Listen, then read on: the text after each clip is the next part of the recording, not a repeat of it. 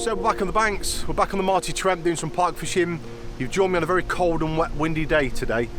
It's about 8 o'clock in the morning. I popped down for a day session. I'm going to try a peg that I don't normally fish, and it's near an inlet, an outlet. And this is renowned for producing quite a lot of small pike at the right time of year. And I'm thinking I'm going to give it a bash here because I really need a bit of cover because the wind is going to be absolutely hammering through. We've got 25-mile-an-hour winds, we've got lots of rain, so I need somewhere where I can just set up, put my brolly up and tuck myself away, so I think this might be the one. And all I'm going to be doing is fishing. I might get away with fishing 2 rods if I'm honest. Hopefully it's not too snaggy here. I'm going to sort of play it by ear. We'll get some rods cast out, see what the bottom's like. If it's really, really snaggy, then I might have to venture further up the stretch. We'll just go from there. I'll have a quick lead around and find out. But yeah, this is the peg we're going to be fishing. Nice little slack area along here. And I'm thinking a lot of pike are going to be here. You know, the outlet's coming through, it's pushing bits and bobs through. I've seen some small fish as well, so hopefully we can get some fish in the bag today. So without further ado, I'm going to get everything set up, get these rods cast out, and then we'll go from there.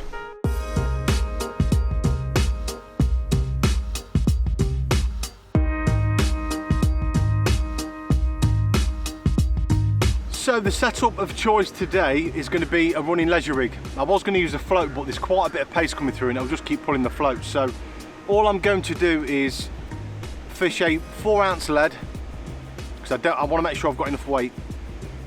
And yeah, it's got a simple leisure stem, 4-ounce lead. So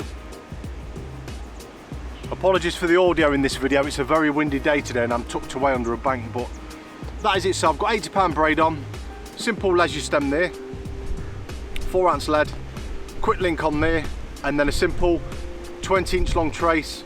So that is the setup I'm using, really simple, same as last time, simple sardine. And all I'm going to do is do the old trick with the elastic band.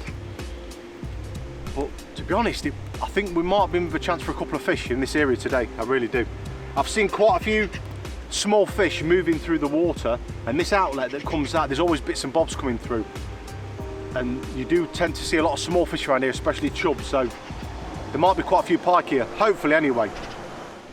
Right, let's get this cast out and see if we can get any fish in the bag.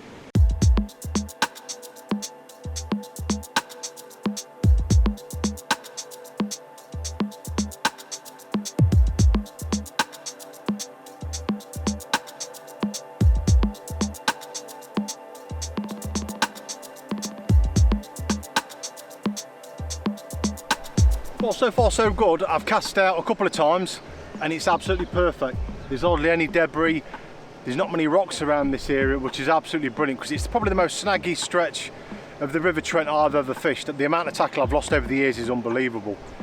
But yeah, this area is absolutely perfect. There's a bit of flow, that's why I didn't go with the float, because it was just being pulled too much, but a leisure dead bait, 4-ounce lead, it's absolutely perfect. So yeah, I had a nice little cast around. And all I'm going to do with the leisure dead bait today is just rotate it around the swim.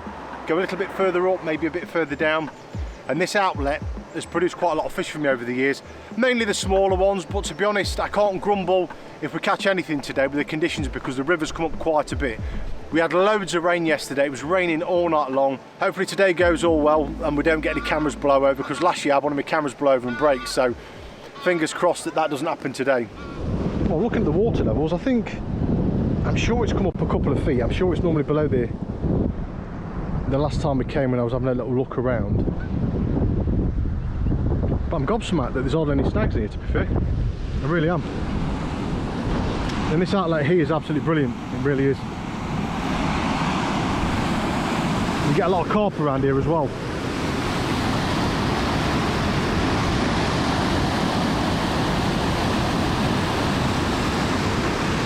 And this peg here at the right time of year produces some really nice pike. And it's nice to see the cygnets are all growing up quickly. Look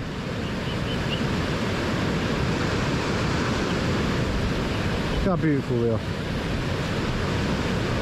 You can't beat being on the banks of the mighty Trent.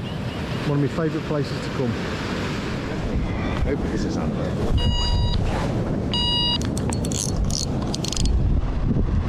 Oh yeah.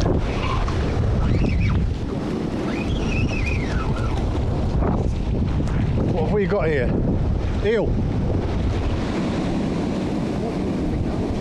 I never in my life thought an eel. That's not a bad looking eel, mate, that is. Oh, you Never seen that, mate, you. denied. Fucking eel, it's the size of a fish. Oh no, that was a nice size eel, that was. Wasn't it?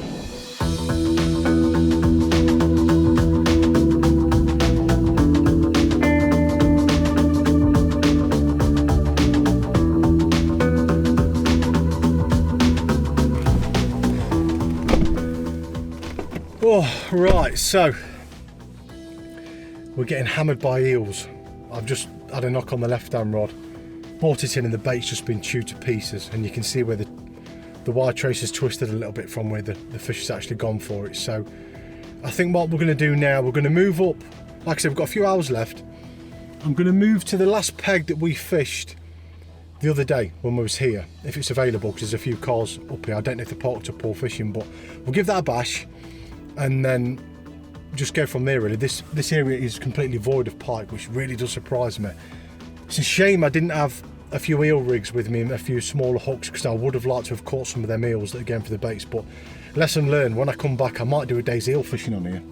I think we've probably got a couple of weeks for catching them, because it is, you know, it's not too bad weather for catching the odd eel here and there. Normally it's a summertime sport for catching those. But what I'm going to do now then, we'll shoot up there. I think it's about 300 yards. We'll have a go on that peg and then we'll give that a bash for the next sort of 3 to 4 hours. Right, so we're in the peg that we fished last time, and all I'm going to do is do exactly what I did with the float rod, just have it tucked away around here and give that a go. The river, looking at it, has dropped a little bit since last time we was here, so all in all not too bad. We're about 300 yards further down here and we've got a lovely slack area from both these tree lines, so I'll get the gear ready, we'll get it cast out and then go from there.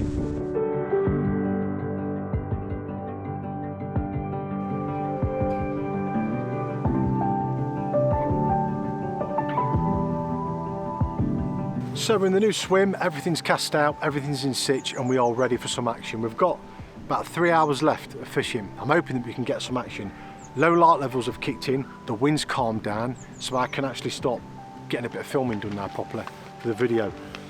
One slight change though, one of the members or secretaries come to me and he said he watched my video and he said that you can't use trebles until the 1st of October in this section of river. Now you can use a single hook on its own with a dead bait fishing for pike, but you can't use a treble.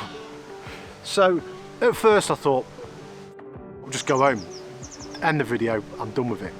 But then I thought, well, I've got some large hooks with me, 3 hours fishing left, I've gone to all this trouble to come out, gone for all the, you know, the rain and all the bits.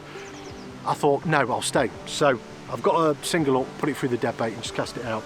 And we're pretty much ready for action now.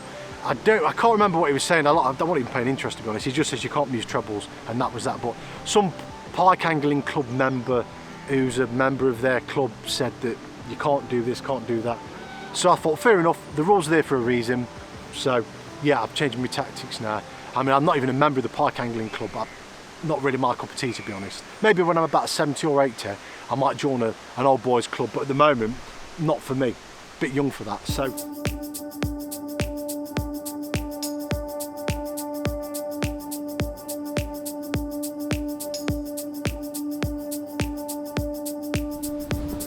Well, time is slowly ticking on, and what I've done on this particular area that I'm fishing, I've gone as far out as I'm willing to go.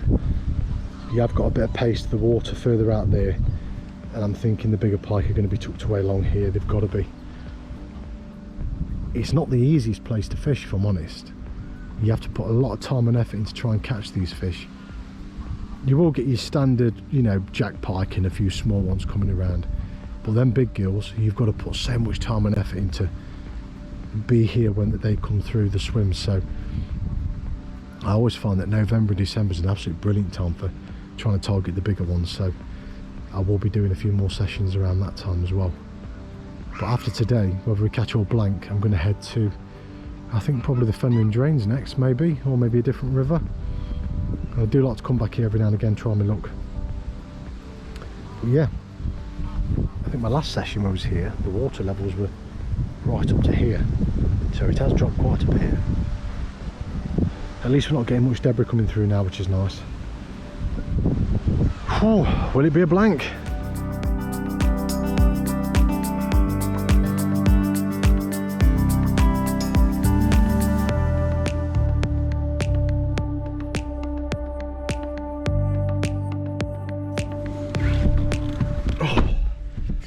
Oh, it's starting to cool down a little bit now. It's about 8 degrees.